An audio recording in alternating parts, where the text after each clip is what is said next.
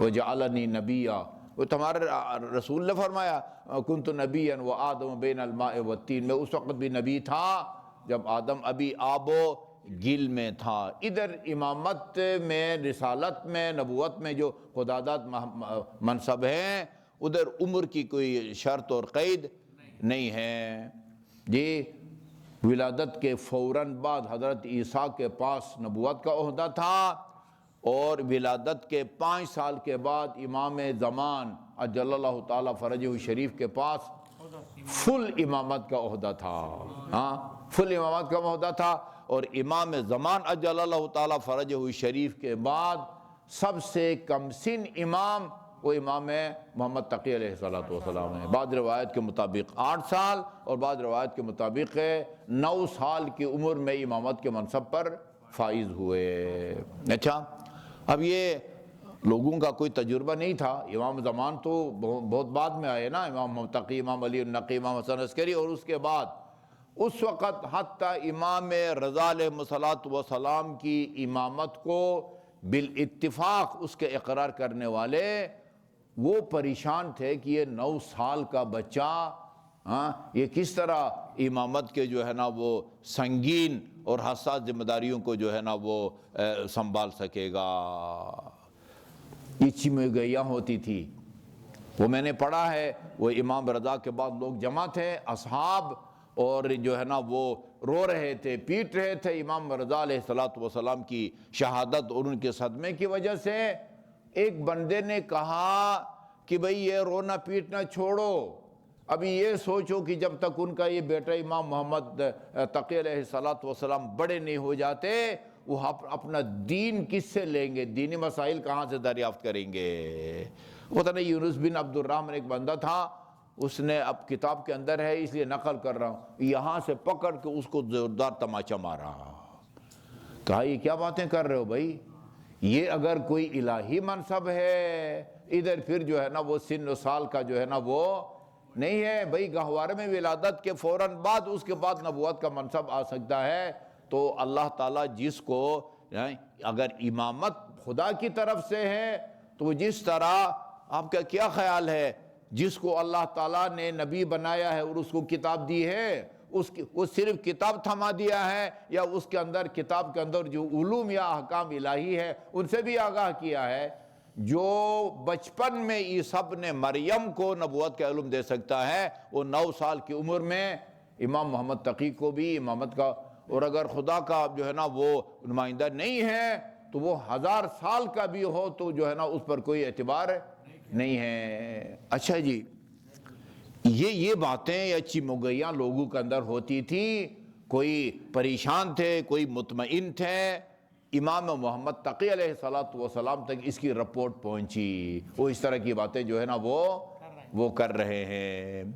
اب انہوں نے لوگوں کے سامنے علم امامت کا مظاہرہ کیا، علم امامت کا ہے نا معجزات، یہ سوال کیا گیا امیر المومنین سے، یہ سوال کیا گیا، یہ سوال کیا گیا۔ اچھا بھئی، ایک آدمی حالت احرام میں جو ہے نا وہ شتر مرغ کو مارتا ہے تو اس کا جو ہے نا وہ کیا کفارہ ہوگا، وہ فضائل کے طور پر بیان کیا جاتا ہے۔ بھئی یہ دیکھا جائے کہ وہ عمرہ مفردہ کے لیے احرام باندھا ہوا تھا، حج کا احرام باندھا ہوا تھا، چھوٹا جانور تھا، بڑا جانور تھا، پہلی دفعہ ایسا کیا ہے یا بار بار۔ اچھا، حج میں ایک عجیب مسئلہ ہے، یہ جو کفارات ہے نا، کفارات یا حدود جو جاری کیے جاتے ہیں، یہ اللہ تعالیٰ کی طرف سے ایک نعمت ہے۔ دنیا میں سزا کے نتیجے میں آخرت کا عذاب یا ٹل جاتا ہے یا کم ہو جاتا ہے، لہذا لوگ گناہوں کے اعتراف کر کے امیر المومنین کے پاس آتے تھے، اور آ کے از خود، ایک تو ہے نا پکڑ کر گواہوں کے ذریعے ثابت ہوتا ہے، از خود آ کے یہ اعتراف کرتے تھے اور کہتے تھے کہ یا امیر المومنین ہم سے یہ گناہ سرزد ہو گیا ہے، حد جاری کریں وَطَّهِرْنِي، مجھے پاک کر دیں۔ ٹھیک، یہ اللہ تعالیٰ کی طرف سے۔ آج جو حدود الہی معطل ہے نا، یہ ایک طرح کا عذاب ہے امت کے اوپر۔ یہ معمولی سزا اگر جو ہے نا وہ دنیا میں مل جاتی، اب پتہ نہیں شراب خور کی جو ہے نا وہ 70-80 کوڑے جو ہے نا وہ سزا ہے،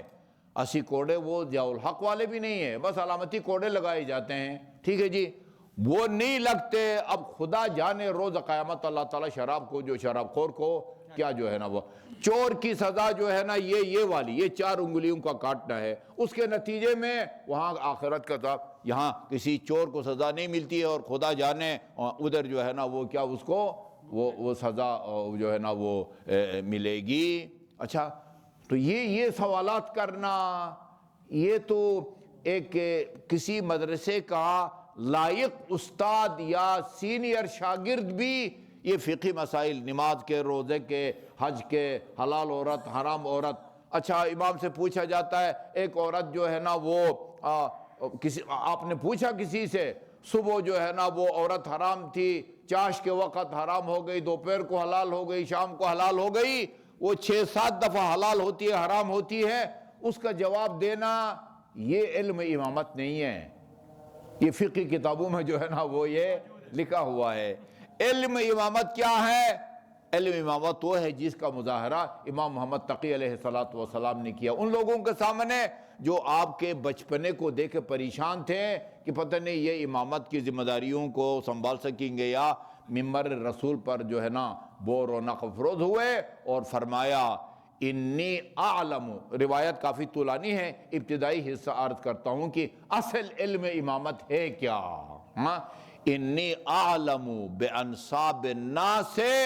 فی اصلابہم، یہ لوگوں کے صلبوں میں جو ان کی نسلیں ہیں نا، بھئی کس کی اولاد ہوگی، کس کی نہیں ہوگی،